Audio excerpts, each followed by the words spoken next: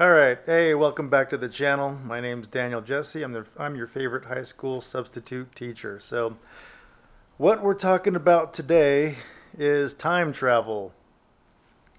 Yeah, we're talking about time travel today. And what I mean about that is, being a substitute teacher in a high school, I have, access to all the different classrooms in the school and everything. And a lot of the classrooms have, various bits of decor and everything of that nature. And some of the classrooms have bookshelves with old yearbooks in them. And the high school that I teach at has, it's been around for over 100 years, and so it's got a lot of history, and it's got lots of yearbooks and things. And so, you know, the occasion was is this past Monday I was working in a classroom. Kids were chill, doing what they're supposed to be doing generally, and on the bookshelf was a whole line of old yearbooks from the high school.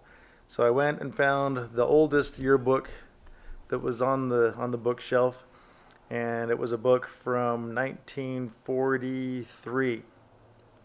Yeah, 1943 was the yearbook, and so I took it back to my desk and I was thumbing through the book and everything, and just like noticing everything that popped out at me, and things that popped out at me were kids in that time were well dressed, girls in skirts, boys in nice clothes, button up shirts, um, you know conservative haircuts.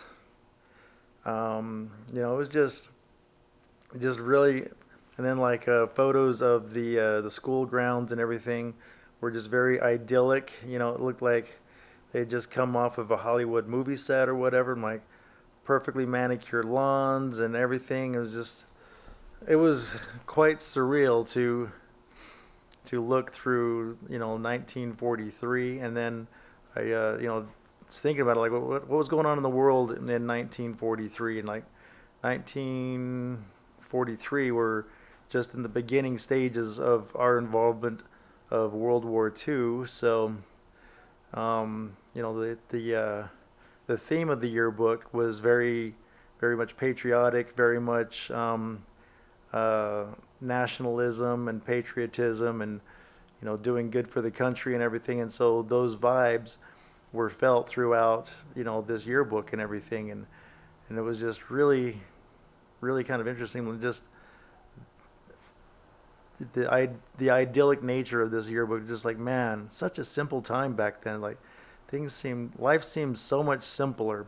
Granted, that's just my perspective. 80 years from an 80-year altitude is like, wow, life seems so simple back then, but it really wasn't. That's just that's just what I'm assuming it to be. But there was, rough times, rough lives, rough everything that everybody thinks that the past was so idyllic, but that's just what we see in print and on film is the idealism of it. But in reality, it sucked just as bad as it does right now. So I'm gonna admit that yeah, life probably sucked just as much then as it sucks right now. So then I went through a 1949 and a 1950s yearbook, and kind of the same thing, just the idyllic nature of everything. Just like, man, it just seems so postcard worthy, so picture perfect.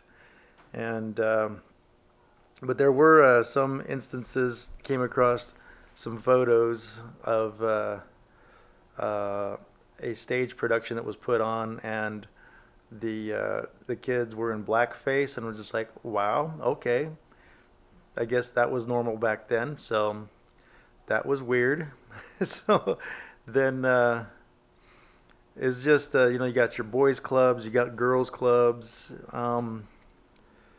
The just the way that they spoke back then, just their English style was just so foreign to what we have today. It just seemed like a totally different planet. Really, it's just like, man, is this Earth? Are we on this planet?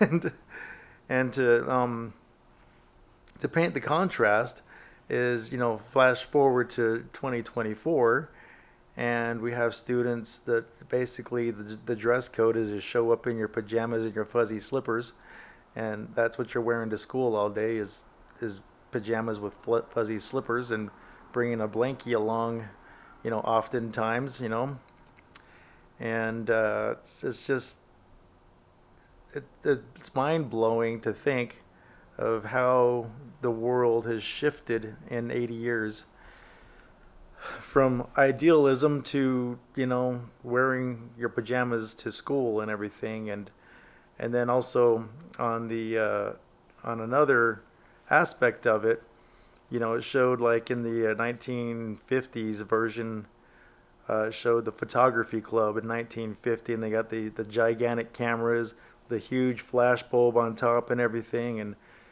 giant tripods and all this stuff. And I'm like, geez, now students have a literal film studio in their pocket with access to every bit of knowledge in the world and artificial intelligence in their pocket.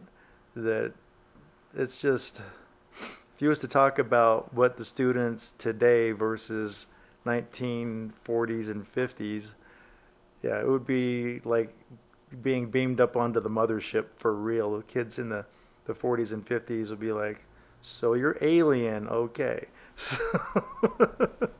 So alien life exists, all right, got it.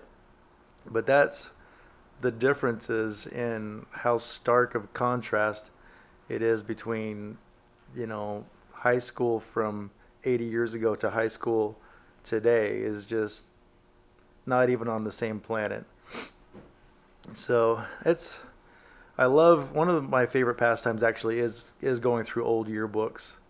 And I find looking through old yearbooks really fascinating because to me, it is a form of time travel.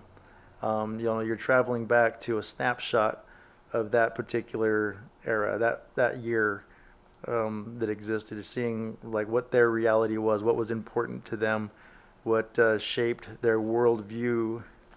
And flipping through these yearbooks, it's probably as close to time travel as we're gonna get for a long time. So every time I come across an old yearbook, I'm really itching to flip through the yearbook, regardless of if I'm connected to the culture, to the school, or anything at all. I'll look through any old yearbooks. I think it's absolutely fascinating. And so anyway, that's what was on my mind today, is time travel via high school yearbooks. I definitely recommend that you guys, anytime you come across old yearbooks, pick them up, flip through them, appreciate what has been versus where we are now, appreciate that journey as well, and you learn a lot along the way also. Anyway, make sure you hit the like button on this video, the subscribe button. Check out my links below for my books that are for sale on Amazon, t-shirts that are for sale on Amazon as well. Check those out. And also, if you're looking for a bit of a history lesson, jump onto Tubi, search the Salt Lake Strip, and watch the documentary that I produced about the history of metal music in Salt Lake during the 80s, 90s, and early 2000s. You might check that out, might find it entertaining. But anyway, that's what I got for you, and I will see you guys tomorrow. Have an awesome day.